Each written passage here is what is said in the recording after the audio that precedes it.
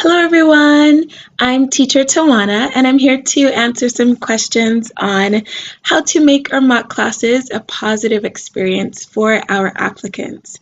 So, question number one, how do you make an applicant feel less nervous and ready to teach?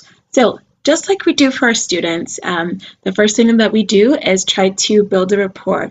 So we ask questions, we get to know them, and I feel like that is a really important part to starting our mocks. So I love to chit chat. We talk about our families, and of course, not for too long, but we chit chat, and it kind of sets the tone for the lesson. So the teachers start out less nervous automatically because they feel like they've made a connection with their mentor. So that's the first thing that I do. Also, I try to let them understand that this is supposed to be a fun experience for them. And so I let them know from the start that, hey, I'm ready to be a super fun student if you're willing to be a super fun teacher. And so I giggle, I laugh, and I make them kind of try to put them at ease that way. So question number two, what do you say to an applicant who feels he or she messed up the first half of the mock class? So the first thing that I do is I try to go over their strengths, because most times I find that they try to dismiss the things that went well for them. Some will even tell you that they have no clue what went well because they're so focused on the errors. So I try to bring that to the surface and let them know that, hey, you did this really well, or you did that really well. There are some things to work on, but it doesn't dismiss the fact that you did a great job in some of these areas.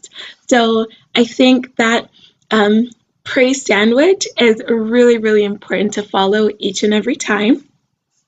Also, I think that it is important to let them know that we all started from somewhere.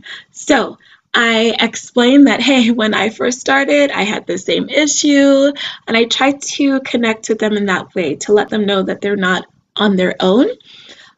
Also, I have to explain that we're not striving for perfection per se. Instead, we're aspiring to grow.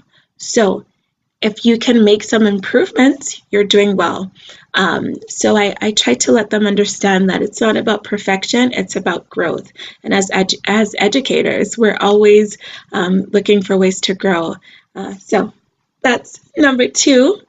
Okay, so on to question number three. What are your tips on keeping a positive attitude throughout the mock class? So my first thing would be to consider how I felt when I was going through the mock process, and even going through the mock process. It is nerve-wracking knowing that I'm teaching an adult who knows what I'm saying and who can analyze me in a way that I know it's going to be crucial for my future with VIP Kid. And so for that reason, I try to put myself in their shoes and think, how are they thinking right now? And so that's the first thing.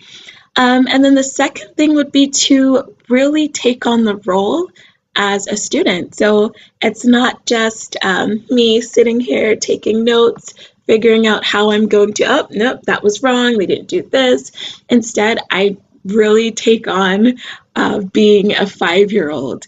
And so I try to eliminate all biases or any personal thoughts that I may have about the person and focus on the reason why we're here. So I found that has helped me to stay positive and make it the best experience possible for our applicants. I hope that helps, everyone. Take care. Bye.